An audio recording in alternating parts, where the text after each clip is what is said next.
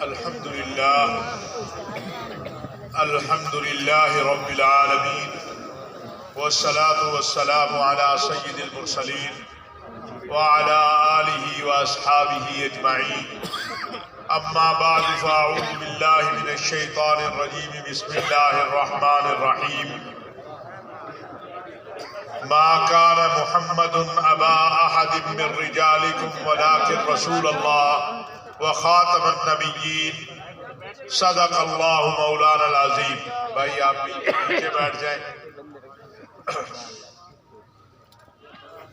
انتہائی واجب الاحترام محترم المقام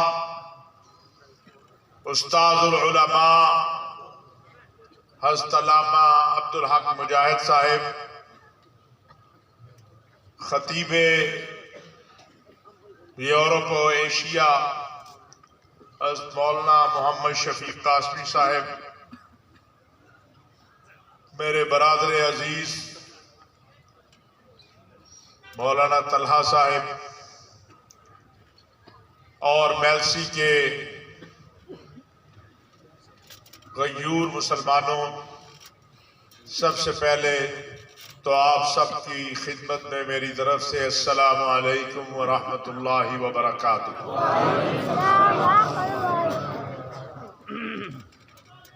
ہم سب یہاں پر اگر اب بھی نیت یہ کر لیں کہ ہم اس لیے بیٹھے ہیں کہ ہم آقا علیہ الصلاۃ والسلام کا ذکر کریں گے، رسول اللہ صلی اللہ علیہ وسلم کی ختم نبوت کو بیان کریں گے، اصحاب رسول و اہل بیت کی عظمت و صداقت کو بیان کریں گے اور سنیں گے، تو ہمارا یہاں بیٹھنا انشاءاللہ عبادت میں شمار ہوگا.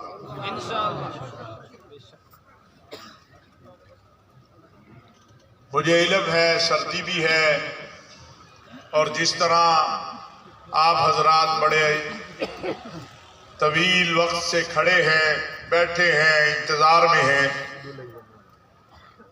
میں آپ سب سے ایک سوال پوچھنا چاہتا ہوں کہ جب کسی کو کسی سے محبت ہوتی ہے تو وہ اس کی بات مانتا ہے کہ نہیں مانتا؟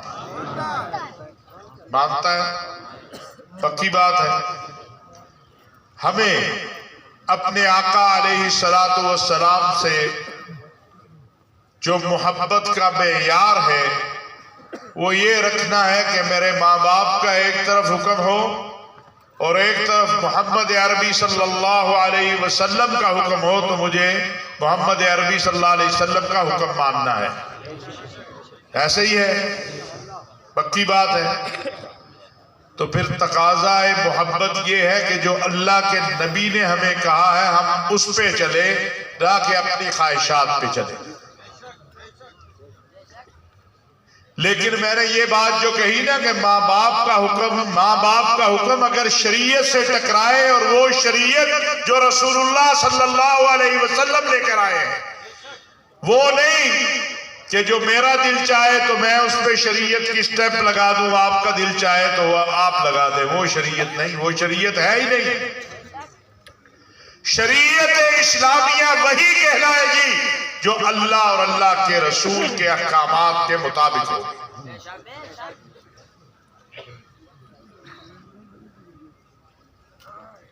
اللہ کے نبی صلی اللہ علیہ وسلم نے فرمایا کہ مسلمان وہ ہے جس کی زبان اور ہاتھ سے دوسرا مسلمان محفوظ رہے.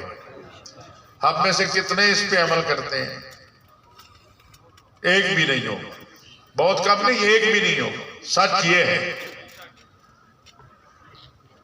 سارا دن الٹے سیدھے میسج آتے ہیں، آگے بھیجتے رہتے ہیں بغیر تحقیق کے. ایسا ہے کہ نہیں ہے؟ بدگمانی کرتے ہیں، تہمتیں لگاتے ہیں. تو اللہ کے نبی صلی اللہ علیہ وسلم تو فرما رہے ہیں کہ مسلمان وہ ہے جس کی زبان اور ہاتھ سے دوسرا مسلمان، اور ایک جگہ فرمایا دوسرا انسان محفوظ رہے. یہ کس نے کہا ہے؟ بولو، کس نے کہا ہے؟ نہیں، ایسے نہیں ہے. کس نے کہا ہے؟ آواز ہی نہیں آ رہی مجھے. تو درود شریف پڑھتے ہوئے بھی آپ کو کوئی مسئلہ ہے؟ کس نے کہا ہے؟ ذرا زور سے بولو، کس نے کہا ہے؟ رسول اللہ صلی اللہ علیہ وسلم نے کیا کہا ہے کہ مسلمان وہ ہے جس کی زبان، پہلے زبان یہ، اور اس کے ہاتھ سے دوسرا مسلمان محفوظ رہے، دوسرا انسان۔ یہ تو عیسائی ہے۔ میرے نبی نے کہا اس کو بھی سینے سے لگاؤ۔ اس نے تو تجھے کچھ نہیں کہا، طائف والوں نے تو میرے اور آپ کے آقا پہ پتھر اتنے مارے کہ آپ کے پسینے کے ایک قطرے کے اوپر پوری کائنات قربان، آپ کا خون نکلا اور آپ کے نالین مبارک میں آ گیا۔ آپ نے تو ان کے لیے بھی بد دعا نہیں کی۔ ہمارا کیا حال ہے؟ میں آپ کے ساتھ شامل ہوں، یہ جو میں باتیں کر رہا ہوں میں بھی ایسا ہی ہوں۔ تو عشق کا دعویٰ تو تب سچا ہوتا ہے جب محبوب کے راستے پہ چلا جاتا ہے، عشق کا دعویٰ جھوٹا ہوتا ہے جب محبوب کا راستہ تو صراط مستقیم ہو اور میں والضالین کے راستے پر چل پڑوں۔ یہ قرآن اس لیے نہیں اترا ہے کہ مولوی صاحب آئے بیان کریں، میں کہوں واہ واہ واہ جی مولانا صاحب کمال کر دیا، اور گھر جا کے بیوی کو ماروں۔ اللہ کے نبی صلی اللہ علیہ وسلم نے فرمایا خیرکم خیرکم لأہلی، تم میں سے بہترین وہ ہے جو اپنے اہل کے لیے بہتر ہے۔ اہل کون ہے؟ سب سے پہلے آپ کی بیوی ہے، آپ کے بچے ہیں۔ آج میں باہر دوستوں کے ساتھ تو بڑی گپے لگاتا ہوں، جناب گھر داخل ہوتے ہی تیری ایسی کیسی۔ آپ کہیں گے اشرفی صاحب کو سیاسی گل کر دے، کوئی یہ کر دے، تسی کڑے کبے سانو لان لگے۔ اس لیے کہ آج کی اس کانفرنس کا عنوان سیرت مصطفیٰ صلی اللہ علیہ وسلم کانفرنس ہے۔ کتنے نوجوان ہیں یہاں جن کی شادی نہیں ہوئی ابھی؟ ہاتھ کھڑا کریں۔ کتنے نوجوان ہیں؟ ہاتھ کھڑا کریں۔ میں آپ سے ایک وعدہ لینا چاہتا ہوں، کرو گے؟ آج کتنی بیٹیاں گھروں میں بیٹھی ہیں کہ ان کے باپ کے پاس جہیز نہیں ہے، اور تم کہتے ہو جہیز دو گے تو تیری بیٹی سے شادی کر۔ اللہ پوچھے گا نہیں تجھ سے؟ کیا خیال ہے؟ اللہ پوچھے گا کہ نہیں پوچھے گا؟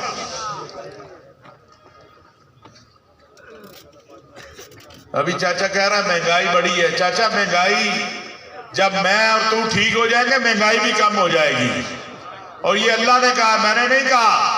اللہ نے قرآن میں کہا ہے قریۃ آمنۃ مطمئنہ، ایک اطمینان والی بستی تھی، امن والی بستی تھی۔ اللہ نے کہا امن والی، لیکن ساتھ کیا کہا؟ اطمینان والی۔ آپ یہاں امن ہے نا، اطمینان نہیں ہے، ہر کوئی پریشان ہے، اپنے اپنے مسائل میں ڈوبا ہوا ہے۔ ایسا ہے کہ نہیں ہے؟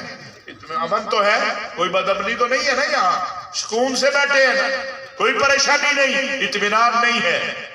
اللہ نے کہا ایک بستی تھی، کون سے والی؟ امن والی اور اطمینان والی۔ جو یہاں بزرگ بیٹھے ہیں جن کی عمریں 50 کے قریب ہے، مجھے بتاؤ 20 سال پہلے یہ بستی امن اور اطمینان والی تھی کہ نہیں تھی؟ محلے کے ایک گھر میں بھی اگر سالن پکتا تھا پورا محلہ کھاتا تھا کہ نہیں کھاتا تھا؟ محلے میں ایک مریض ہوتا تھا پورا محلہ عیادت کرتا تھا کہ نہیں کرتا تھا؟ بولو ذرا، تھا ایسا؟ پھر کیا ہوا؟ میں تمہیں بتاتا ہوں کیا ہوا ہے۔ میں نے کیا بتانا ہے؟ میرے اللہ نے بتایا ہوا کیا۔ قریۃ آمنۃ مطمئنہ فکفرت بانعم اللہ۔ اور پھر اللہ نے جو تمہیں اطمینان دیا ہوا تھا، امن دیا ہوا تھا، رزق دیا ہوا تھا، تم نے اس اللہ کی ناشکری کی۔ مولوی صاحب جمعہ پڑھاتے ہیں، ادھر ہی جاؤ جدو نماز کھڑی ہونا لی ہوئے۔ ادھر مولوی صاحب ہاتھ اٹھاتا ہے دعا کے لیے، پیچھے دیکھتا آدھی مسجد خالی ہے۔ وہ ظالم آدمی جس سے مانگنا ہے اس سے مانگنے کا وقت آیا ہے تو بھاگ گیا ہے۔ کیا یہ وہی ملک نہیں ہے کہ جس کے ایک محلے میں کوئی کسی بچی کی طرف انگلی اٹھا دیتا تھا تو پورا محلہ اس گھر کا بائیکاٹ کر دیتا تھا؟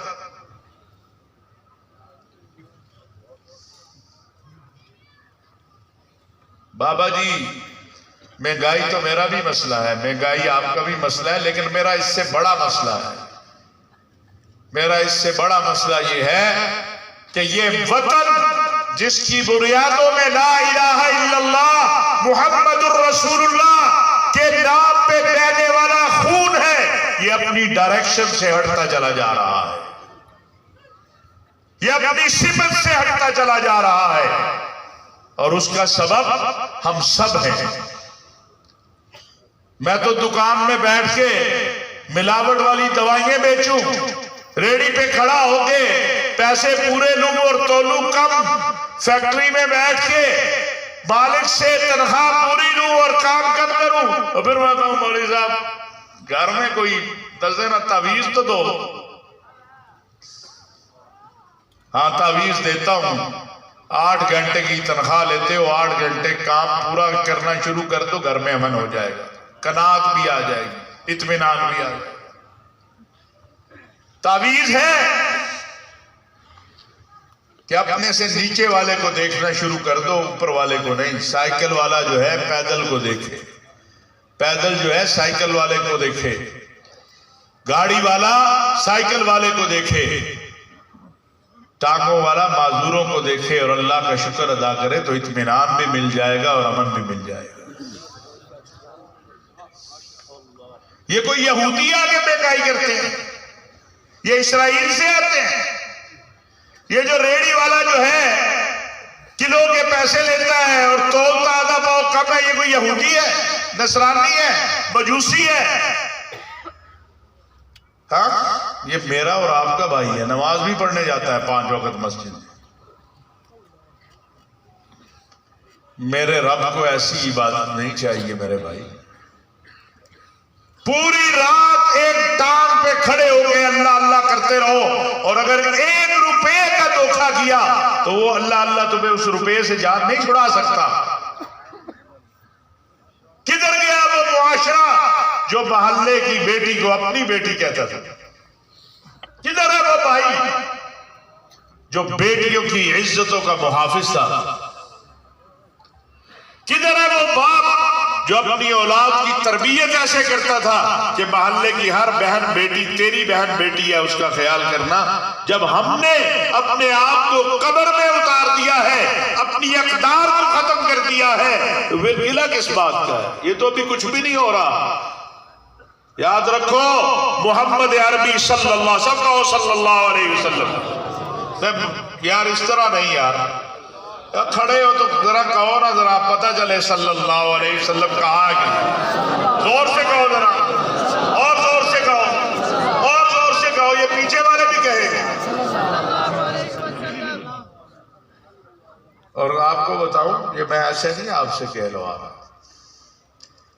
میرے اور آپ کے آقا علیہ السلام نے فرمایا من صلی علی مرتان، جس نے مجھ پر 1 بار درود پڑھا۔ کتنی بار؟ کتنی بار؟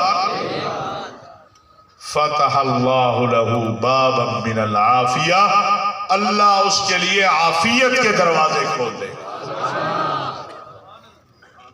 امن اور اطمینان 2 چیزیں ہیں، عافیت میں تو بڑا کچھ آ جاتا ہے۔ تو اس لیے میں نے کہا ذرا کہو سارے مل کے صلی اللہ علیہ وسلم۔ اور میرے بھائی جب ووٹ دینے جاتا ہے تو اس وقت دیکھتا ہے کس کو دے رہا ہے، پھر روتا کیوں ہے؟ ووٹ کے وقت تو کہتا ہے نہیں یہ چوئی صاحب تھانے کم آسن، پٹواری کو کم آسن، مولوی غریب کے بچے نے دیکھتے دونوں تھانے میں نہیں وڑن دے رہا۔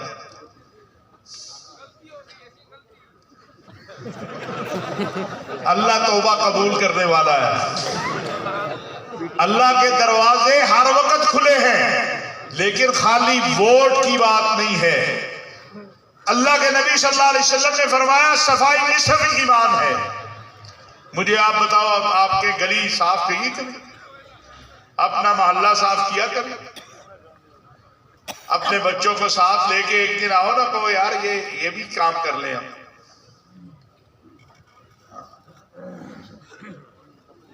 آج جہیز کوئی باپ چھوڑنے کو تیار نہیں، کوئی ماں۔ میں جب تقریر کر کے آ جاتا ہوں، پیچھے بچوں کے فون آتے ہیں کہ حضرت صاحب میں تو شادی پہ جہیز لینے کو تیار نہیں، ماں نہیں مانتی۔ میں نے کہا ماں سے کہو نا، جب تیری بیٹی جائے گی اور تجھ سے کوئی مطالبہ کرے کہ موٹر سائیکل بھی ڈال دے ہے، گھر بھی دے گا، بیٹی دے رہا ہے کہ بیچ رہا ہے؟ جو تجھے جگر کا ٹکڑا اپنا دے رہا ہے، تو کہتا ہے اب موٹر سائیکل بھی دے، اب گھر بھی دے۔ اللہ سے سودا کر لو کہ اللہ تیری خاطر میں اپنے بچے کی شادی جہاں کروں گا، میں وہاں سے جہیز نہیں لوں گا۔ ویسے میں تمہیں بتا دوں، ماں باپ تو ساری زندگی بیٹیوں کو دیتے ہی رہتے ہیں، وہ غریب کی بیٹی ہو یا امیر کی، وہ دیتا ہی ہے، بغیر دیے کوئی اپنی بیٹی کو رخصت نہیں کرتا۔ لیکن اگر تم یہ نیت کر لو گے کہ میں نے جہیز کے بغیر اپنے اپنی بہو کو لے کے آنا ہے، تو پتہ نہیں اللہ کتنا تمہارے لیے دروازے کھول دے، رزق کے بھی، عزت کے بھی، عظمت کے بھی، صحت کے بھی۔ یہ ہر گھر کا مسئلہ ہے، ہر گھر کا مسئلہ ہے، یہ کوئی خالی چند لوگوں کا مسئلہ تو نہیں۔ لاکھوں بیٹیاں بڑی ہیں گھروں میں، جہیز نہیں ہے۔ اور جن کی بیٹیاں بیٹھی ہیں گھروں میں، ان سے بھی کہنا چاہتا ہوں، سر اوپر اٹھا کے جایا کرو، ایسے کر کے نہ جایا کرو۔ اللہ صاحب کیا کرے، بیٹی جوان ہو گئی۔ میں نے کہا تو رزاق ہے؟ رزاق کون ہے؟ بولو بولو ذرا، رزق دینے والا کون ہے؟ ساری دنیا کے بابے، پیر، مولوی اکٹھے ہو جائے، کسی کو ایک چاول کا دانہ نہیں دے سکتے۔ یاد رکھنا، جو تیرے 500 روپے 1000 کا محتاج ہے، تیرے نذرانے کا محتاج ہے، وہ تجھے رزق دے گا؟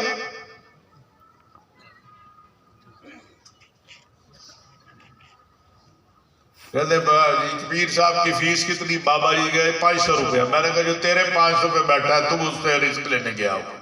واہ سبحان اللہ، رزق دینے والا کون ہے؟ ذرا زور سے بولو یار، اللہ۔ اس اللہ سے رزق لینا ہے جب، تو تیری بیٹی کا رزق بھی اسی اللہ نے لکھا ہے، تیرے بیٹے کا رزق بھی اسی اللہ نے لکھا ہے۔ مولانا صاحب بیٹی، پھر شادی کر دی، داماد مل گیا کوئی، مولانا صاحب تیے تو جانا ہے، بس لاش ہی آنی چاہیے۔ کیوں لاش آنی چاہیے؟ اللہ نے تجھے بیٹی دی ہے تو سر فخر سے اوپر کر، کیونکہ اللہ نے قرآن میں بیٹی کو بشارت کہا ہے، خوشخبری کہا ہے۔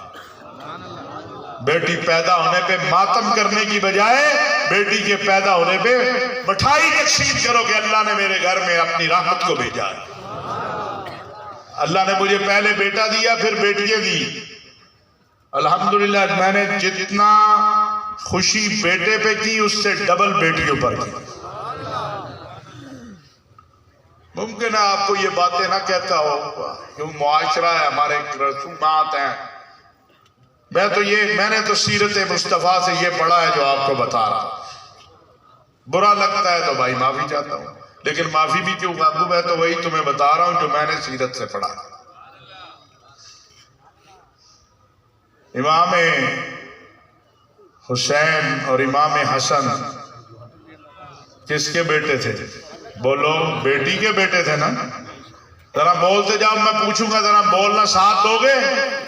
ہاں، میں خطیب تو ہوں نہیں، آپ کی انشاءاللہ طبیعت ٹھیک کر دیں گے جب قاسمی صاحب آئیں گے نا، تو پھر تسی بولو گے میں نے تو آندی نہیں تقریر۔ بولو، امام حسن و حسین کس کے بیٹے تھے؟ نسبت کس کی ہے؟ بیٹی کی۔ ہاں، اما عائشہ کس کی بیٹی ہے؟ نہیں پتا یہ حال ہے تھوڑا سیدنا صدیق اکبر کی نسبت کیا ہے بیٹی کی؟ اما حفصہ بیٹی کس کی ہے؟ فاروق اعظم کی نسبت کیا ہے بیٹی کی؟ ذی النورین دو نوروں والا. ہاں دو نوروں والا. کون ہے دو نوروں والا؟ سیدنا عثمان غنی. نسبت کیا ہے بیٹیوں کی؟ حیدر کرار. نسبت کیا ہے بیٹی کی؟ تو بیٹی کو کمزور سمجھتا ہے، بیٹی سب سے طاقتور ہے.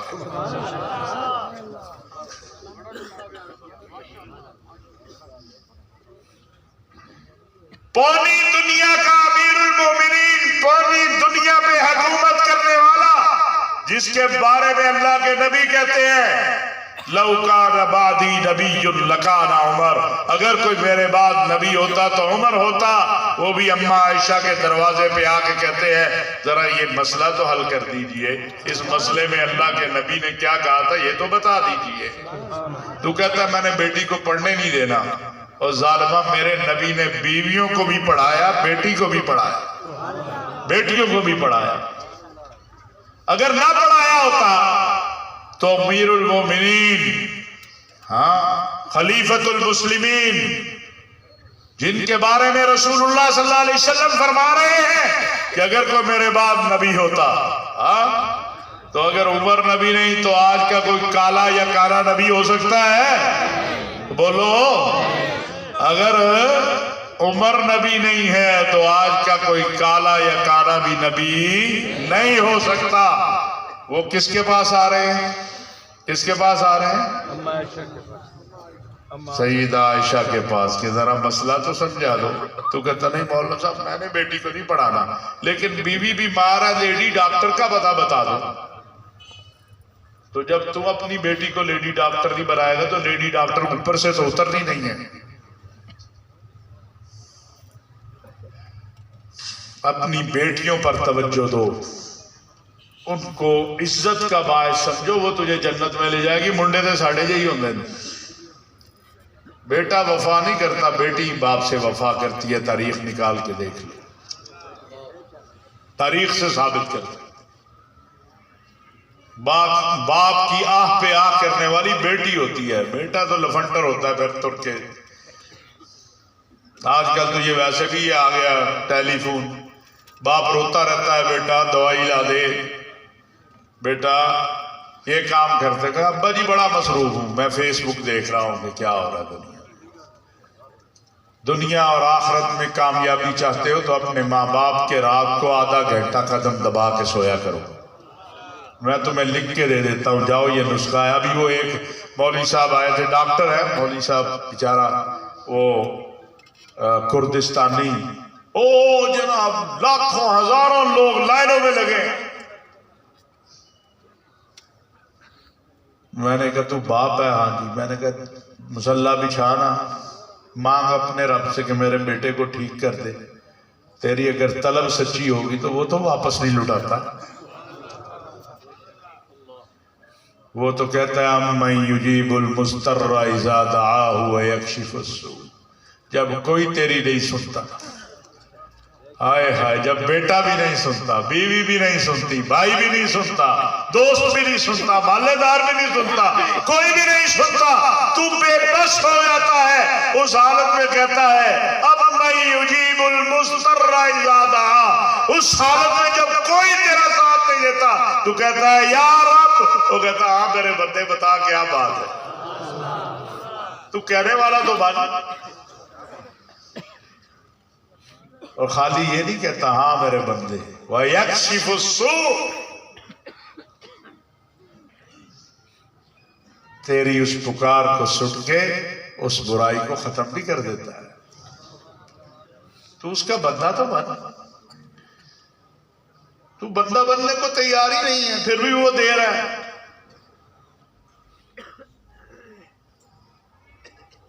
ابھی وہ آئے ڈاکٹر صاحب، وہ لائریں لگی ہوئی ہیں. وہ غریب کہہ رہا میرے پاس کچھ نہیں ہے بھائی، میں تو ایک ڈاکٹر ہوں، طبیب ہوں. نہیں حضرت صاحب کسی کو ہاتھ لگا دے. میں نے کہا پھر کیا ہو؟ میں نے کہا پاکستان والوں، بڑے یہاں بھی کئی بیچارے ہوں گے جن کی خواہش ہوگی ہم اپنا بچہ اس ڈاکٹر کو دکھاتے، اس کے پاس لے جاتے. میں ان کے لیے کہنا چاہتا ہوں، کائنات عالم میں جب سے یہ کائنات بنی ہے، جب تک یہ کائنات رہنی ہے، ایک ہاتھ ایسا ہے جس جیسا کوئی ہاتھ نہیں ہے. جس جیسا کوئی ہاتھ نہیں ہے. وہ ہاتھ کون سا ہے؟ وہ میرے اور آپ کے آقا محمد الرسول اللہ صلی اللہ علیہ وسلم کا ہاتھ ہے. نہ کسی نبی کا ہاتھ ویسا ہاتھ، نہ کسی ولی کا ہاتھ ویسا ہاتھ، نہ کسی صحابی کا ہاتھ ویسا ہاتھ. کیونکہ صحابی بنا اس لیے ہے کہ اس نے رسول اللہ صلی اللہ علیہ وسلم کو دیکھ کے کلمہ پڑھا ہے. ہاں، میں نے کہا اگر ہاتھ سے ہی بات چل رہی ہوتی تو پھر اللہ قرآن میں عبس وتولی جاءہ الاعمی تو نہ اتارتا. اللہ کو بھی وہ کتنا نبینا پسند آیا ہوگا جس کے لیے اس نے پوری سورت اتار دی، اس کا ذکر قرآن میں کر دیا. اس نبینے نے تو اپنا ہاتھ نبی کے ہاتھ میں دیا ہوا تھا. آج تو مولوی صاحب کے پیچھے بھاگ رہا ہے، پیر صاحب کے پیچھے کہ جناب یہ میرے ہاتھ لگا دیں صحت ہو جائے. شفا دینے والا اللہ ہے، نہ کوئی ڈاکٹر ہے، نہ کوئی مولوی ہے. یاد رکھیں، اس اللہ سے تو مانگو کبھی. یہ ٹوٹی پھوٹی باتیں تھیں جو میں نے آج آپ سے کی ہیں اور آپ سے کرنا چاہتا ہوں اور ختم کرنا چاہتا ہوں. ہمارے حضرت علامہ مولانا عبدالحق مجاہد صاحب میرے بعد آپ سے بات کریں گے. 2-3 آپ سے وعدے بھی لینا چاہتا ہوں. دیکھو، جب انسان بے بس ہو جاتا ہے، بے بس ہو جاتا ہے، کاروبار میں خسارہ آ گیا، کوئی ہو گیا، تو آخر کوئی محسن تلاش کرتا ہے. اس محسن کے پاس جاتا ہے کہ میں تھک گیا ہوں، میری مدد کر. ایسا ہوتا ہے کہ نہیں ہوتا؟ جس کی ماں زندہ ہو وہ جا کے ماں کی گود میں سر رکھ کے رو لیتا ہے کہ ماں تھک گیا، کاروبار نہیں چل رہا، ایسے نہیں ہو رہا، بیماری نہیں. ایسے ہی ہے، ہم بھی تھک گئے. یہ پاکستانی قوم تھک گئی، لیکن ہماری اس تھکاوٹ میں ہمارا اپنا قصور بھی ہے. ہم نے یہ ملک لیا تھا لا الہ الا اللہ کے نظام کے لیے. ہم نے کبھی کسی ایسے شخص کو تلاش نہیں کیا جو پارلیمنٹ میں پہنچ کے وہ بات کرتا کہ یہ ملک لا الہ الا اللہ کے لیے بنا ہے، آؤ اس میں لا الہ الا اللہ کا نظام تو لائیں. تو عمران خان کہتا ہے سارے مذاق اڑاتے ہیں، مولوی بھی مذاق اڑاتا ہے، غیر مولوی. وہ مدینہ کی ریاست. کتنے ہیں ہم میں سے جنہوں نے کہا ہو کہ خان صاحب آئیں، آج آپ نے کہا مدینہ کی ریاست میں اپنے گھر سے شروع کرتا ہوں، میں اپنے 6 فٹ کے جسم سے شروع کرتا ہوں. کیا ہم اپنے 6 فٹ کے جسم کے اوپر مدینہ کی ریاست کے قانون لاگو کرنے کو تیار ہیں؟ بڑا مشکل کام ہے. مدینہ کی ریاست آسان نہیں ہے. وہ اگر مؤذن اذان دیتا ہے تو مؤذن کا جرم تو نہیں ہے اگر مسجد میں کوئی نہیں آتا ہے، کہ مؤذن کا جرم ہے کہ اس نے اذان کیوں دی ہے. میں تیار ہوں اپنے 6 فٹ کے جسم میں نظام مصطفیٰ لانے کے لیے. میں تو غیبت چھوڑنے کو تیار نہیں ہوں، تہمت چھوڑنے کو تیار نہیں ہوں، بدسلوکی چھوڑنے کو تیار نہیں ہوں. چھوٹی چھوٹی باتوں میں اپنے بھائی کے ساتھ میں نے وہ ترازہ کھڑا کیا ہوا ہے کہ اللہ بار والحفیظ. میں اپنی بہن کو وراثت میں حصہ دینے کو تیار نہیں ہوں. اللہ نے پوری ایک سورت قرآن میں اتار دی، سورت النساء. کتنے آپ میں سے جو بہنوں کو وراثت میں حصہ دیتے ہوں؟ اپنی بیوی سے اچھا سلوک کرنے کو تیار نہیں. اپنی بیٹی کو تو میں کہتا ہوں جب شادی کرتا ہوں کہ یہ میں نے پھولوں کی طرح رکھی ہے، یہ میرے دل کا ٹکڑا ہے. جب میرے گھر میں کسی کے دل کا ٹکڑا آتا ہے تو کہتا ہوں یہ ملازمہ ہے. یہ سچ نہیں ہے، یہ جھوٹ ہے اس میں کوئی تو مجھے بتاؤ کہ یہ مولوی صاحب جھوٹ ہے. تو یہ جرم تو حکمران نہیں مجھے کہتا کہ میں ریڑھی پہ سودا کچھ دکھاؤں بیچ کچھ دوں، میڈیکل سٹور میں کچھ دکھاؤں بیچ کچھ دوں، یہ تو مجھے حکمران نہیں کہتا، یہ تو میں خود کر رہا ہوں۔ تو پھر کیا وقت نہیں آ گیا کہ اپنے اس اصل کی طرف واپس جائیں؟ کون سے اصل کی طرف؟ قریۃ آمنۃ مطمئنہ، امن اطمینان والی بستی کی طرف۔ وہ کیسے ملے گی؟ وہ مل سکتی، دور نہیں گئی ہے، دور نہیں گئی ہے، مل سکتی ہے۔ کیا وہ اپنے اس مالک کی طرف رجوع کرے، اس خالق کی طرف رجوع کرے جو عزتوں کا مالک بھی کون ہے؟ بولو ذرا یار، آواز نہیں ہے، لگتا تھکے ہوئے ہو کافی۔ عزتوں کا مالک کون ہے؟ رزق کا مالک کون ہے؟ اولاد دینے والا کون ہے؟ یاد رکھو، پوری کائنات کے بابے، پیر، مولوی، پیر طریقت سب جمع کر لو، اللہ کی قسم کسی کو کوئی اولاد نہیں دے سکتا۔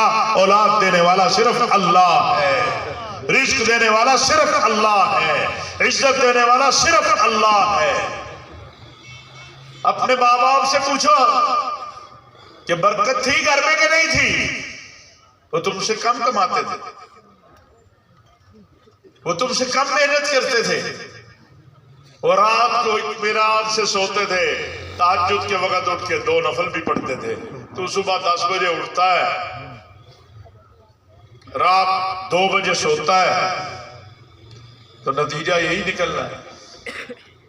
اور ایک ارادہ، زیادہ نہیں، مجھے پتہ بڑے مشکل ہے، ایک کام کا ارادہ تو کر لینا، ایک کام کہ جو آپس میں رشتہ داروں میں ناچاکی ہے، یہاں کوئی بیٹھا ہے جو اپنے بھائی سے ناراض ہے، اپنی بہن سے ناراض ہے، وہ جائے گا صبح اور اسے جا کے راضی کرے گا۔ کوئی تیار ہے اس کے لیے؟ وعدہ کرتے ہو؟ دیکھو جھوٹا وعدہ نہ کرنا، وعدہ کرتے ہو؟ جاؤ جا کے دروازہ کھڑکاؤ کہ میں آیا ہوں، میں تیرا بھائی ہوں، میں تجھے راضی کرنے آیا ہوں۔ آپ کی اور میری ماں سیدہ طیبہ طاہرہ خدیجۃ الکبریٰ رضی اللہ تعالیٰ عنہا نے جب رسول اللہ صلی اللہ علیہ وسلم آئے، پہلی وحی آئی، آپ نے آگے کہا مجھے کمبل اڑا دو، سارا واقعہ بتایا۔ تو یہ نہیں کہا ہماری ماں نے کہ آپ تو پوری رات اللہ کی عبادت کرتے ہیں، آپ تو غار میں جا کے سجدہ ریز ہوتے ہیں۔ کہا آپ صلہ رحمی کرنے والے، آپ صلہ رحمی کرنے والے، اور چھوٹی چھوٹی باتوں پہ پتہ چلتا 20 سال سے تعلق نہیں ہے۔ کیا ہوا؟ میں گھر گیا سے اسے پانی ٹھنڈا نہیں سی پلایا، ایسا بڈھا میرے ٹھیک طریقے نہ نہیں سی پلایا۔ تو جو یہاں بیٹھے ہیں جنہوں نے واقعی یہ کام کرنا ہے، میری ان سے گزارش ہے کہ جاؤ جا کے اپنے لوگوں کو راضی کرو۔ جو چاہتے ہیں کہ رزق کا میدان کھلا ہو جائے، اپنے گھر والوں سے اچھا سلوک کرو۔ سب سے بڑا صدقہ اپنے بچوں پہ خرچ کرنا ہے، اپنی بیوی پہ خرچ کرنا۔ اور نوجوانوں، میں تم سے کہنا چاہتا ہوں کہ آج 5-5, 6-6 سال 7-7 سال کی بچیاں ریپ ہو رہی ہیں، ہو رہی ہیں کہ نہیں ہو رہی ہیں؟ ہو رہی ہیں۔ ہم میں چیف جسٹس کو لکھ بھی چکے ہیں، ہم پاکستان علماء کونسل کی طرف سے، کہ 10-15 کو چوکوں میں لٹکا دو، انشاءاللہ یہ کام بند ہو جائے گا۔ لیکن پھر کہتے ہیں امریکہ ناراض ہو جائے گا، یورپ ناراض ہو جائے گا، فلانا ناراض ہو جائے گا۔ پھر ہم قرضے پہ چلنے والا ملک ہے، قرضہ نہ ملا تو کیا حال ہو جائے گا۔ یہ خالی حکمرانوں کو گالیاں دینے سے مسئلہ حل ہونا ہوتا تو میں آپ کے ساتھ اس اسپیکر میں شروع کر دیں۔ اپنے آپ کو ٹھیک کرنے سے مسئلہ حل ہوگا، اپنے آپ کو ٹھیک کرنے سے۔ پہلے اپنی اصلاح کرو، اپنا عقیدہ ٹھیک کرو، یاد رکھو کہ اشہدو اللہ الہ الا اللہ و اشہدو ان محمد الرسول اللہ کا دو لفظ کا مفہوم یہ ہے۔ حضرت مولانا امام الاولیاء حضرت مولانا احمد علی لاہوری رحمت اللہ علیہ سے کسی نے پوچھا کہ حضرت توحید کیا ہے؟ توحید کا پتہ کیا ہے؟ توحید کس کو کہتے ہیں پتہ ہے؟ پوچھ لوں کسی سے، توحید کس کو کہتے ہیں؟ اللہ کو ایک ماننا۔ یہ خالی اس پہ بات نہیں ختم۔ حضرت مولانا احمد علی لاہوری رحمت اللہ علیہ نے فرمایا کہ توحید کے قائل تو مشرکین مکہ بھی تھے۔ حضرت علامہ صاحب، حضرت مولانا احمد علی لاہوری رحمت اللہ علیہ نے فرمایا کہ توحید کے قائل تو مشرکین مکہ بھی تھے، پھر انہیں مشرکین کیوں کہا جاتا تھا؟ وہ تو توحید کے قائل تھے، توحید کے قائل تھے نا، تو پھر مشرکین کیوں کہا جاتا تھا؟ یہ سوال پیدا ہوتا ہے۔ کہا وہ کہتے صرف یہ تھے کہ یہ لات بارش برسا دے گا، یہ عزا بچہ دے دے گا، یہ منات عزت دے دے گا، یہ فلاں روٹی دے دے گا، یہ چھوٹے چھوٹے ہیں، ان کے اوپر تو ایک ہی ہے لیکن یہ نیچے چھوٹے چھوٹے ہیں۔ کہا اسلام نے آگے کہا کوئی چھوٹا موٹا نہیں ہے، ایک ہی ہے اور وہ اللہ ہے۔ وہی عزتوں کا مالک ہے، وہی عظمتوں کا مالک ہے، وہی رزق کا مالک ہے، وہی اولاد دینے والا ہے، وہی ذلتوں سے بچانے والا ہے۔ وہ چاہے گا تو وقت پہ بارش برسے گی، تیری کھیتی لے آئے گی۔ اگر وہ ناراض ہو گیا تو ایسے وقت پہ بارش برسا دے گا تیری کھیتی تباہ ہو جائے گی، تو کچھ بھی نہیں کر سکتا۔ ہو نہیں رہا؟ یہ قرآن میں موجود ہے کہ جب چاہوں گا برسا دوں گا۔ کہتے یا اللہ بارش دے دے، بارش نہیں آتی۔ کہتے یا اللہ بارش نہ آئے، بارش آ گئی۔ کھیت والے سن ذرا فکر تو کر کے کیا ہو رہا ہے، کیوں ہو رہا ہے؟ جب بارش برسانے والا بھی کون ہے؟ اللہ، تو پھر کیوں بے وقت کی بارش ہو رہی ہے؟ اس پہ تو غور کر لو ذرا، اس پہ تو سوچ لو ذرا۔ کہیں وہ ناراض تو نہیں ہے؟ ناراض ہے تو راضی کیسے ہوگا؟ راضی ایک منٹ زیادہ ہے اس کو راضی کرنے کے لیے، ایک منٹ زیادہ ہے، آدھا منٹ بھی زیادہ ہے۔ وہ کیا کہہ رہا ہے؟ وَقَالَ رَبُّكُمُ ادْعُونِي أَسْتَجِبْ لَكُمْ۔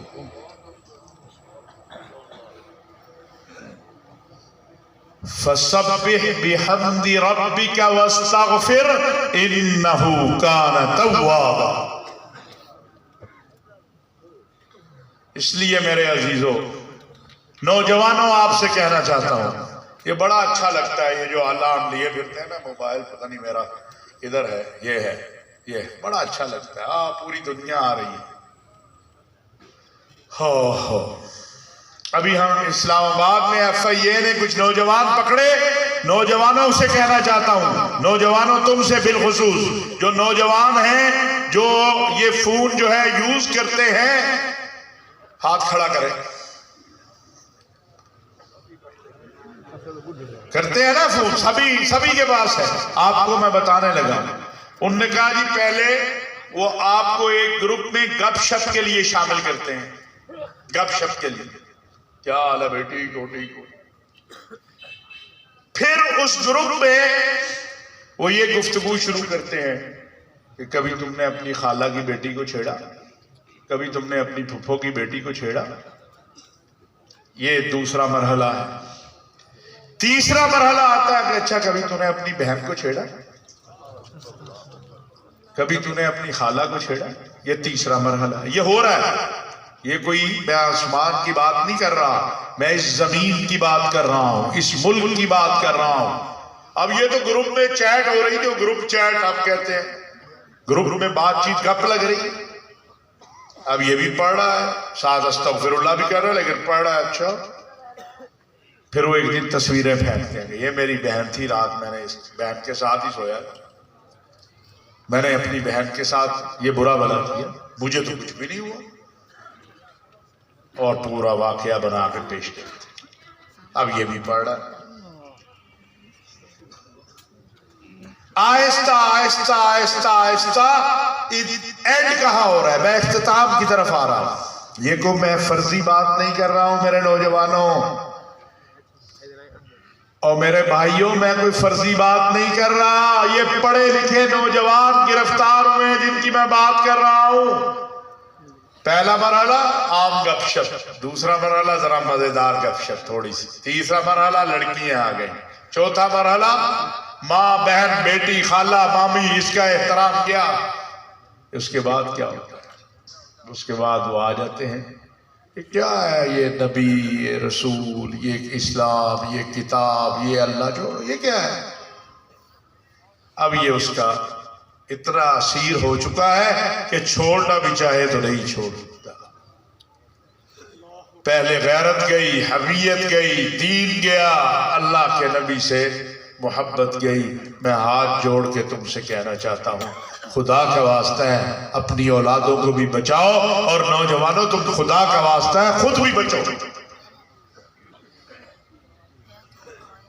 ابھی میں کہوں گا تاج و تخت ختم نبوت، سب اچھل کے کہے کہ زندہ باد، تاج و تخت ختم نبوت زندہ باد تب تمہاری طرف سے ہوگا جب آقا علیہ السلام کی کہی ہوئی باتوں کو مانو گے۔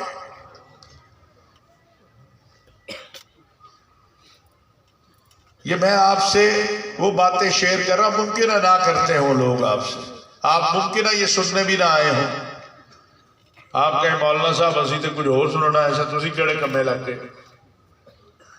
اور اب میں آپ کو بتا دوں کہ یاد رکھنا، جب تک اللہ نے ہمیں زندگی دی ہے، یہ بھائی صاحب کو اٹھا دیں، اگر ان کو بہت نیند آئی ہے تو گھر چلے جائیں۔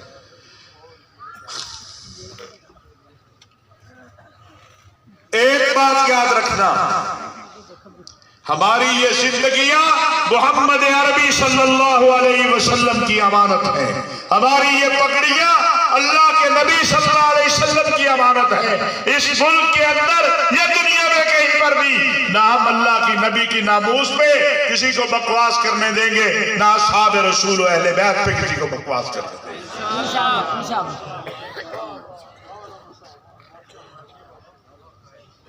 باتیں کرنا آسان ہے، تہمتیں لگانا آسان ہے، بکواس کرنی بڑی آسان ہے۔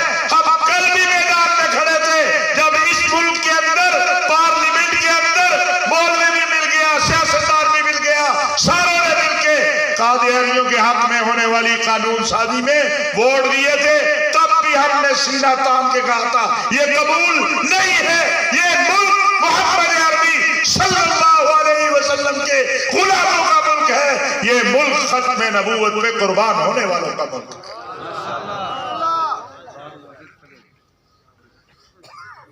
اس وقت بھی ہم نے ختم نبوت کے اوپر کانفرنسوں کے جرم میں دہشت گردی کے پرچے اپنے اوپر لیے تھے، اور اگر کل کوئی کرے گا یا آج کرے گا تو ہماری جانیں ہمارے نبی کی امانت ہے، نہ کسی حکمران کی ہے، نہ کسی سیاستدان کی ہے، نہ کسی مالدار کی ہے۔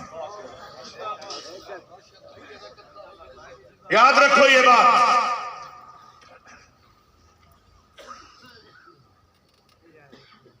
اس ملک میں پچھلے 35 سال میں 1987 سے لے کر آج تک اصحاب رسول و اہل بیت کی عظمت و صداقت کی جنگ لڑنے والے قافلے میں اگر ہم دوسری صف میں بھی گئے ہوں تو کہیے گا مجرم صف اول میں کھڑے ہو کے ہم نے اصحاب رسول و اہل بیت کی عظمت و صداقت کی جنگ لڑی ہے، اپنی جوانی دی ہے۔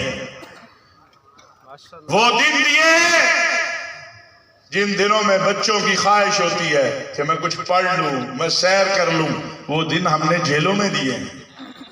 کس لیے دیے ہیں؟ اماں عائشہ کی صداقت پہ دیے ہیں، اماں عائشہ کی عظمت کے لیے دیے ہیں، اماں عائشہ کی حرمت پہ لیے دیے ہیں۔ ابو بکر صدیق اور عمر بن خطاب اور عثمان غنی اور حیدر کرار رضوان اللہ علیہم اجمعین کی شان کے لیے دیے ہیں۔ ہمیں کوئی نہ سکھائے، ہمیں کسی سے نہیں سیکھنا کہ اصحاب رسول و اہل بیت کی عظمت و صداقت کا دفاع کیسے کیا جاتا ہے۔ ہم نے ماضی میں بھی کیا ہے، حال میں بھی کیا ہے، آئندہ بھی کریں گے۔ لوگوں کا مفاد وابستہ ہو سکتا ہے، معاش وابستہ ہو سکتا ہے، ان کی مجبوری ہو سکتی ہے کہ وہ مقدسات کا ذکر کرے، ہمارا ایمان وابستہ ہے، اس لیے ہماری مجبوری نہیں ہے، ہمارا مفاد نہیں ہے، ہماری مصلحت نہیں ہے، ہمارا ایمان وابستہ ہے کہ ابو بکر صدیق کی صداقت کا، عمر بن خطاب کی عدالت کا، عثمان غنی کی حیا کا، حیدر کرار کی شجاعت کا، اور حسنین کریمین رضوان اللہ علیہم اجمعین کا ڈنکا سر عام بجانا ہے۔ یہ ہمارا ایمان ہے، ہم کسی کو اپنا ایمان نہیں چھیننے دیں گے، یاد رکھیے۔ پاکستان علماء کونسل کا قافلہ وہ قافلہ نہیں ہے کہ جو اپنے کارکنوں اور ساتھیوں کو میدان میں اتار کے خود ٹھنڈے کمروں میں جا کے بیٹھ جائے۔ ہم تو تپتے صحرا میں بھی اپنے ساتھیوں کے ساتھ کھڑے ہوتے ہیں، گرم ہوا میں بھی کھڑے ہوتے ہیں، اور اگر رب کریم بارش کی نعمت سے مالا مال کر دے تو اس وقت بھی ساتھ کھڑے ہوتے ہیں۔ الزام لگانے والوں، تہمتیں لگانے والوں، میدان میں آ کے مقابلہ کرو۔ ہم میدان میں کھڑے ہیں، ہم منافقت نہیں کرتے، ہم حکمرانوں کو کمروں میں جا کے کچھ اور باہر آ کے کچھ نہیں کہتے، ہم جو اندر کہتے ہیں باہر بھی وہی کہتے ہیں۔ ہم نے کلمہ لا الہ الا اللہ محمد الرسول اللہ کا پڑھا ہے، نہ کسی سیاستدان کا پڑھا ہے، نہ کسی مولوی کا پڑھا ہے۔ یہ باتیں اس لیے میں کر رہا ہوں کہ مجھے معلوم ہے یہاں بہت سے میرے دوست آئے ہوں گے جن کو بتایا یہ جاتا ہے کہ کائنات میں سب سے برے یہ علماء کونسل والے ہیں۔ میں ان سے کہنا چاہتا ہوں، آؤ میدان میں مقابلہ کر لو۔ پچھلے 10 سالوں میں کہ ختم نبوت کا معاملہ آیا، میدان میں کھڑے ہو کے کس نے مقابلہ کیا؟ اصحاب رسول و اہل بیت کی عظمت و صداقت کا معاملہ آیا، میدان میں کون کھڑا ہوا؟ پاکستان کا معاملہ آیا، میدان میں کون کھڑا ہوا؟ اور ایک اور بات کہنا چاہتا ہوں، ہمیں معلوم ہے ایک وہ طبقہ ہے جو چاہتا ہے یہ داڑھی پگڑی والا اور یہ فوج کا سپاہی یہ آپس میں لڑ جائے، یہ ہم نہیں ہونے دیں گے۔ یہ فوجی بھی میرا ہے، یہ پولیس والا بھی میرا ہے، یہ انٹیلیجنس والا بھی میرا ہے، کیونکہ وہ میرے وطن کا سپاہی ہے اور یہ وطن بھی میرا ہے۔ آپ میں سے کتنے ہوں گے جن کا بھائی کوئی فوج میں ہوگا، کوئی پولیس میں ہوگا، کوئی کسی اور ادارے میں ہوگا؟ ہمیں معلوم ہے تم چاہتے کیا ہو۔ تم چاہتے ہو کہ پاکستان کا حشر عراق اور لیبیا اور شام کی طرح ہو جائے۔ ہم تمہیں یہ نہیں کرنے دیں گے۔ ہم نے 8,000 علماء کی لاشیں اٹھائی ہیں، ہم نے 80,000 پاکستانیوں کی لاشیں اٹھائی ہیں، ہم نے پھر پاکستان زندہ باد کہا ہے۔ آصف زرداری صاحب نے ایک بار، محترمہ بے نظیر بھٹو بہت بڑی سیاستدان تھی، بہت بڑی لیڈر تھی، کوئی شک نہیں ہے، پاکستان کی سب سے بڑی ایک وقت میں جو قومی پارٹی تھی، اب بھی قومی پارٹی ہے، اس کی وہ لیڈر تھی، اس ملک کی وزیر اعظم رہی۔ تو زرداری صاحب نے کہا پاکستان کھپے، سارے کہتے دیکھیں گے۔ تو میں نے نظام الدین شہید کی لاش پہ نہیں کہا پاکستان زندہ باد، میں نے ضیاء الرحمن فاروقی شہید کی لاش پہ نہیں کہا پاکستان زندہ باد۔ ہاں کتنے گناؤں؟ میں نے مولانا یوسف لدھیانوی کی لاش پہ کھڑے ہو کے نہیں کہا پاکستان زندہ باد۔ اور ظالموں، میں نے تو ابھی پچھلے سال مولوی عادل خان کی لاش پہ کھڑے ہو کے کہا ہے پاکستان زندہ باد۔ جب اپنے بیگانوں کے منہ بھی سل جاتے ہیں۔ مولوی عادل خان کا ذکر کرتے ہوئے زلزلہ سا آ جاتا ہے۔ شیر جیسا بہادر عالم اسلام کی جرتوں کا امین،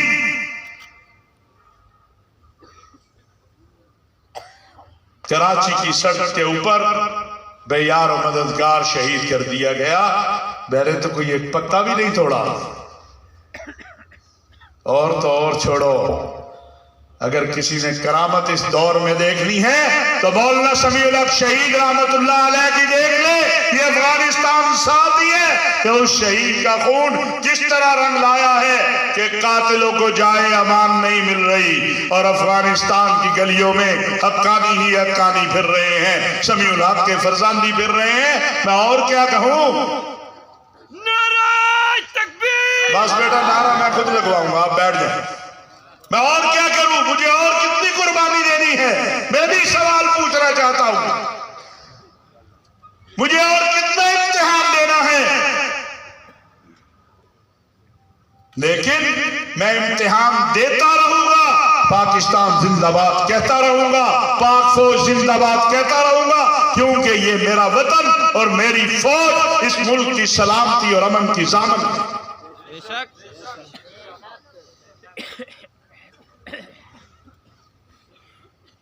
ہمیں پتہ ہے، ہمیں یہ راستے سارے پتہ ہیں جہاں جہاں سے چوہے آ رہے ہیں کہ کسی طرح فوج کے خلاف کمپین کرو، مولوی کو لڑاؤ فوج سے۔ 20 سال تم نے یہ کوشش کر کے دیکھ لی، ہم نے لاشیں اٹھائی، پھر بھی پاک فوج زندہ باد کہا۔ کیوں؟ یہ میری فوج ہے، اس میں آپ کا بھائی ہے، میرا بھائی ہے۔ اس فوج کا ماٹو کبھی پڑھا آپ نے؟ اس لیے کہ ہم بتاتے بھی نہیں ہیں۔ کوئی کہے گا فوج کی بات کہیں گے، یہ دیکھے رہے، یہ تو ایجنسیوں کا ہو گیا۔ یہ ایجنسیاں کیا اسرائیل کی ہیں؟ یہ امریکہ کی ہیں؟ یہ آپ کا ہی بھائی کوئی اس میں نوکری کر رہا ہوگا نا، کہ کوئی اسرائیل سے آ کے نوکری کرتا ہے اس میں۔ پاکستان کی فوج کا ماٹو ہے ایمان، تقوی، جہاد فی سبیل اللہ۔ میرا فوجی جوان ہندوستانی فوجیوں کی طرح روتا نہیں پھرتا مجھے دال ملتی ہے، مجھے روٹی نہیں ملتی۔ میرا فوجی جوان سیاچین کے پہاڑوں پہ بھی کھڑا ہو کے کہتا ہے یا اللہ شہادت کب ملے گی؟ وہ اگر روتا ہے روٹی کے لیے نہیں روتا، تنخواہ کے لیے نہیں روتا، الاؤنسز کے لیے نہیں روتا، گاڑی کے لیے نہیں روتا، وہ رات کی تہجد میں پہاڑوں کے اوپر بھی کھڑا ہو کے کہتا ہے میرے مالک شہادت کب آئے گی؟ وہ شہادت کے لیے روتا ہے، وہ دوسروں کی طرح روٹیوں کے لیے اور پیسوں کے لیے نہیں روتا۔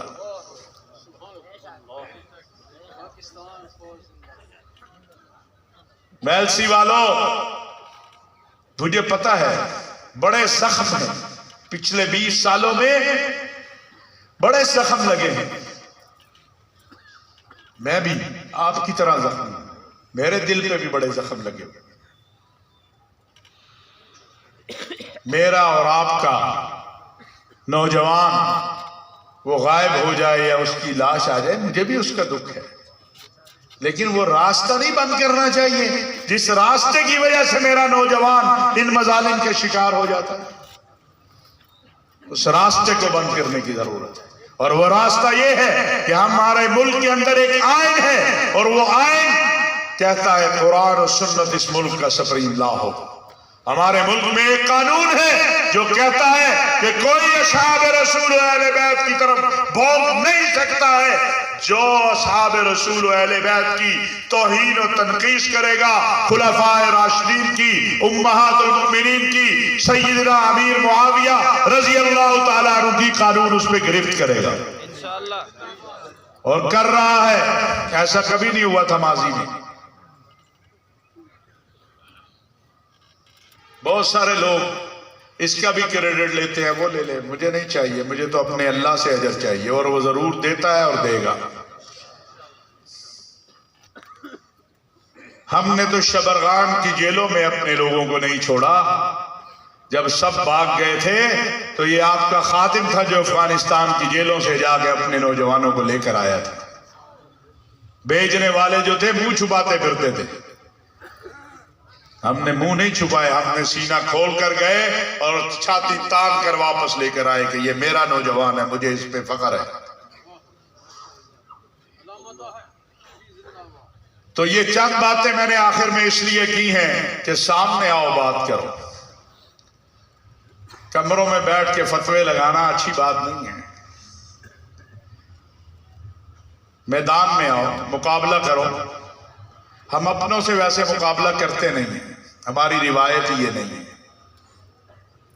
کیونکہ باطل فتنے اتنے ابھر رہے ہیں، ہمیں ان سے فرصت نہیں ہے۔ ہم اپنوں کو تو درگزر کرتے ہیں، لیکن اپنوں سے بھی کہتے ہیں کہ سچ بھی بولا کرو، سچ میں بڑی قوت ہوتی ہے۔ الحمدللہ پچھلے 36 سال سے اگر سیاسی میدان میں ہے تو اس سیاسی میدان میں جن اساتذہ نے میری انگلی پکڑی وہ اس دنیا کے سرخرو ہونے والی شخصیات ہیں۔ ایک کا نام مولانا سمیع الحق شہید رحمت اللہ علیہ ہے، دوسرے کا نام مولانا ضیاء القاسمی ہے، اور میرے اساتذہ کوئی عام لوگ نہیں تھے۔ اس صدی کے سب سے بڑے حدیث کے جو استاد کہلائے جاتے ہیں وہ ہمارے اساتذہ تھے، مولانا مالک کاندھیلوی رحمت اللہ علیہ سے لے کر مولانا موسیٰ خان صاحب سے لے کر صوفی سرور صاحب سے لے کر مولانا عبدالرحمان صاحب تک۔ اور آج بھی ہم تنہا نہیں ہیں، ہماری جماعت کے پہلے سرپرست مولانا سراج احمد دین پوری رحمت اللہ علیہ تھے، اور ممکن ہے کہ میں وہ آخری شخص ہوں، مجھے نہیں پتا کہ میرے بعد، چونکہ اس کے کچھ عرصہ بعد ان کی وفات ہوئی تھی، جس نے ان کے ہاتھ پہ جا کے بیعت کی تھی۔ ہم نہ بے حسب لوگ ہیں نہ بے نسب لوگ ہیں۔ تو میرے عزیزو یہ چند باتیں تھیں، کوئی بات بری لگی ہو آپ سے معافی چاہتا ہوں، لیکن آپ کو اللہ کا واسطہ دیتا ہوں، اپنے آپ کو، اس ملک کو، اپنی آنے والی نسلوں کو اپنے عقیدے کی اصلاح کرو۔ مولوی صاحب سے کہو ہمیں نہیں سننی آپ کی تقریر، سیاست نہیں سننی ہمیں۔ مولوی صاحب ہمیں عقیدہ توحید بتاؤ کیا ہے، ہمیں بتاؤ عقیدہ ختم نبوت کیا ہے، ہمیں بتاؤ اصحاب رسول و اہل بیت کی عظمت کیا ہے۔ اپنا عقیدہ ٹھیک کر لو، اور جس اللہ کے پاس جانا ہے اس کے سامنے تو سرخرو ہو کے جائیں۔ جس نبی کی وجہ سے جنت میں جانا ہے اس کے بارے میں تو عقیدہ ٹھیک ہو۔ ہاں، اتنی سی میری گزارش ہے۔ نہ میں خطیب ہوں نہ کوئی ادیب ہوں، جو میرے ذہن میں آیا میں نے کہہ دیا آپ کو۔ کوئی بات بری لگی ہو ایک بار پھر معافی چاہتا ہوں، جو میں نے کہا اس کا میں ذمہ دار ہوں۔ قبر کی آخری دیوار تک اگر کوئی غلط ثابت کر دے تو جو سزا ہو، میرے بزرگ بیٹھے ہیں، اکابر بیٹھے ہیں، بھگتنے کو تیار ہے۔ صرف خوف یہ ہے کہ پاکستان علماء کونسل پھیل کیوں رہی ہے؟ جب روشنی صبح نکلتی ہے وہ پھیلتی ہے، اسے روک کوئی نہیں سکتا، اور یہ اللہ کا فیصلہ ہوتا ہے۔ اللہ کا جو اگر فیصلہ ہے کہ پاکستان علماء کونسل نے ایک قوت بن کے نکلنا ہے، اور اللہ ہم سے کام لے، آپ سے کام لے کہ ہم اس ملک میں اللہ کی توحید کا، محمد عربی صلی اللہ علیہ وسلم کی رسالت و ختم نبوت کا، اصحاب رسول و اہل بیت کی عظمت و صداقت کا، اور پاکستان کی سلامتی اور استحکام کا پرچم لے کر آگے بڑھے۔ ہم کسی ایسی فورس کا حصہ نہ بنے، ہم کسی ایسے گروپ کا حصہ نہ بنے، ہم کسی ایسے گروہ کا حصہ نہ بنے، ہم کسی ایسے فتنے کا حصہ نہ بنے جس کی وجہ سے ہمارا دین بھی چلا جائے، ہمارا وطن بھی چلا جائے۔ ابھی یہ وہ ڈاکٹر صاحب آئے تھے، بیچ میں بات رہ گئی، وہاں جو میں دیکھ رہا تھا تو میں نے ایک مولوی صاحب سے کہا، یہ نہیں بڑا چل رہا ہے صاحب، لوگوں میں دیکھا ہی ہوگا، میں نے کہا یہ تو بیچارہ ایک طبیب ہے اور اس کے بارے میں تاثر پھیل گیا ہے، وہ نہیں کہتا، خود نہیں کہتا ہے، وہ بیچارہ تاثر پھیل گیا ہے کہ جی یہ پھونک مارے گا تو گنگا ٹھیک ہو جائے گا، بہرا ٹھیک ہو جائے گا۔ میں نے کہا ہم سب اس کے پیچھے پیچھے بھاگ رہے ہیں، اگر دجال آ گیا تو ہمارا کیا حال ہے؟ اللہ ہم سب کو فتنہ دجال سے محفوظ رکھے، سب کا آمین۔ لیکن کیا حال ہو، یہ تو ایک عام بیچارہ ڈاکٹر ہے، طبیب ہے، اور وہ خود کہہ رہا ہے کہ بھائی میں تو نہیں، اللہ شفا دینے والا ہے، میں تو کچھ بھی نہیں، میں تو ایک ڈاکٹر ہوں، جو طبی کوئی ہے وہ کر رہا ہوں۔ وہ پورا پاکستان پیچھے بھاگ رہا ہے، تو اگر دجال آ گیا ہمارا کیا بنے؟ جو سامنے مارے گا اور زندہ کر دے گا۔ اسی ڈاکٹر صاحب نے ایک نسخہ بتایا مجھے، وہ میں آپ سب کو بتا دینا چاہتا ہوں، جن کے بچے گنگے ہیں، بہرے ہیں، اندھے ہیں، کہ ماں باپ اپنی اولاد کے لیے رات کو 2 نفل صلاۃ الحاجہ کے پڑھیں اور اللہ سے ایسے بات کریں جیسے کسی اپنے سے کی جاتی ہے، اجنبیوں کی طرح نہیں کہ تو مولوی صاحب دعا ختم کریں گے، مولوی نے آج لمحہ ہی کم پا دیتا، ابھی بھی کئی کہہ رہے ہوں گے شریف صاحب کہڑے پاسے لے کے کروں گے، کچھ چٹ پٹی بات ہی نہیں کی۔ کیا کریں؟ رات کو مصلی بچھائے، 2 نفل صلاۃ الحاجہ کے پڑھے اور اللہ سے ایسے بات کرے جیسے کسی اپنے سے کی جاتی ہے۔ حضرت موسیٰ کے دور میں ایک کہہ رہا تھا نا، یا اللہ تو میرے پاس ہوتا، میں تیرے بال بناتا، میں تیری کنگھی کرتا، میں تجھے تیل لگاتا۔ حضرت موسیٰ نے کہا اوے کیا کر رہا ہے تو؟ اللہ کو اس کی ضرورت ہی نہیں۔ جب پہنچے نا کوہ طور پہ تو پتہ چلا آج تو بڑی کوئی سختی ہے۔ کہا یا اللہ آج کوئی سخت ہے، بات تو سخت ہو رہی ہے۔ فرمایا میرا بندہ میرے سے پیاری پیاری باتیں کر رہا تھا، تو نے اسے ڈانٹ دیا موسیٰ۔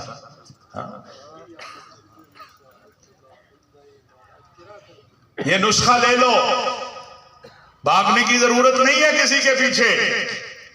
کیا کہ رات کو 2 نفل پڑھو اور اللہ سے باتیں کرو جیسے اپنے سے کرو۔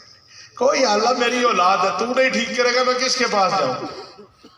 تیرے علاوہ تو ہے ہی کوئی نہیں۔ ہاں اب باتیں اتنی ہیں۔ حاجی عبدالوہاب صاحب رحمت اللہ علیہ جماعت التبلیغ کے امیر جو تھے، ایک دن رات کو آ کے ان کو بتایا گیا کہ جو مہمانوں کا ہوتا ہے نا کھانا، جو جماعت والے کرتے ہیں، جو علماء کا بھی کرتے ہیں، بیرونی مہمانوں کا بھی، یا کہا گیا جی پیسے ختم ہو گئے۔ علامہ صاحب بڑی عجیب بات، یہ اثر وقت آگے حاجی صاحب کو بتایا، کہا دعا کرو۔ مغرب کے بعد پھر وہ ساتھی آیا کہ حاجی صاحب پیسے مک گئے، کہا دعا کرو۔ عشاء کے بعد پھر وہ آیا، کہا دعا کرو۔ پھر جب کوئی سونے کا وقت آیا پھر وہ آیا جی کہ صبح ناشتہ واشتہ کچھ نہیں، پیسے ختم ہو گئے۔ کہا جا جا کے دعا کر کے اللہ نہیں دے دے تب بھی دے دے۔ سمجھ آئی کہ نہیں؟ اوپر سے گزر گئی۔ کہا اللہ نہیں دے دے تب بھی دے دے۔ کہتے اب ہم یہی دعا کر رہے تھے کہ اللہ نہیں دینے تب بھی دے دے۔ اتنے میں ایک حاجی سعید صاحب ہوتے تھے لاہور میں ٹائروں والے، وہ جماعت کے یعنی ساتھیوں میں سے تھے پرانے۔ کہتے وہ ایک تھیلے میں پیسے لے کے آئے اور چپ کر کے چھوڑ کے حاجی صاحب کے دروازے کے باہر چلے۔ بتا دیا ساتھی کو کہ بھائی تہجد وقت ہم حاجی صاحب کے پاس گئے جی کہ اس طرح، تو نے کہا بس ٹھیک ہے اللہ نے بھیج دی، آپ کیوں روتے پیٹتے جاؤ مہمانوں کا بندوبست کرو۔ تو مانگو اس طرح کہ اللہ نہیں کرنا تب بھی کر دے، تیرے علاوہ ہے کوئی نہیں۔ اور نماز پڑھو 5 وقت۔ ہزاروں لوگ آئے، وہ بیچارہ کھڑا ہے روزے سے ہے، ظہر گئی، عصر گئی، مغرب گئی، ہزاروں لوگ کھڑے ہیں، 15 یا 20 لوگوں نے نماز پڑھی۔ وہ بھائی جب اللہ سے تعلق نہیں ٹھیک ہوگا تو ڈاکٹر کیا کر لے گا؟ وَإِذَا مَرِضْتُ فَهُوَ يَشْفِي، جب میں بیمار ہوتا ہوں تو شفا دینے والا کون ہے؟ ذرا ایک بار کہہ دو، ذرا زور سے کہو یار، اور زور سے کہو، اور زور سے کہو۔ اور اللہ سے وعدہ کرتے ہیں کہ اے اللہ ہم نے جو باتیں کی اس پہ ہم عمل کی کوشش کریں گے، تو ہماری طاقت بن جا۔ اسی کو کہتے ہیں کیا؟ لبیک لبیک اللہم لبیک۔ ذرا زور سے کہہ دو، لبیک لبیک اللہم لبیک۔ اپنے اللہ سے وعدہ کر لو، اس کو منا لو، سارا کچھ ٹھیک ہو جائے گا۔ یہ کچھ نہیں بگاڑ سکتی، نہ مہنگائی، نہ بدامنی، نہ بے سکونی، اس کا خاتمے کا کوئی حکمران۔ آج ان کو بدل لو، کوئی اور لے آؤ، کوئی اور لے آؤ، کوئی اور لے آؤ، خدا کی قسم اس وقت تک حالات ٹھیک نہیں ہوں گے جب تک ہم خود ٹھیک نہیں ہوں گے، اور جب ہم خود ٹھیک ہوں گے حالات خود بخود ٹھیک ہو جائیں گے۔ بلال حبشی کو بہت بڑا تاجر تھے، وہ بہت بڑے سیاستدان تھے، ایک غلام بھی چاہ رہا۔ پھر کیا ہوا؟ عمر بن خطاب کہہ رہے ہیں تعال یا سیدی بلال۔ تو یار اسی نبی کے ہم بھی ماننے والے ہیں نا، جس کے 313 نے بدر میں کامیابی حاصل کی، 10 سالوں میں جس کے صحابہ نے دنیا کو فتح کر کے رکھ دیا، اس کی بھی تھوڑی سی مان لیں۔ اپنی بھی کرتے رہو، کو تھوڑی تھوڑی اس کی بھی ماننی شروع کرو، جس کے لیے اپنے آپ کو ہر وقت کہتے ہیں ہم اس کے عاشق ہیں، اس کی بات نہیں مانتے، اور جب اس کی بات مان لیں گے انشاءاللہ پھر کوئی ناکامی نہیں رہے گی۔ وَمَا عَلَيْنَا إِلَّا الْبَلَاغُ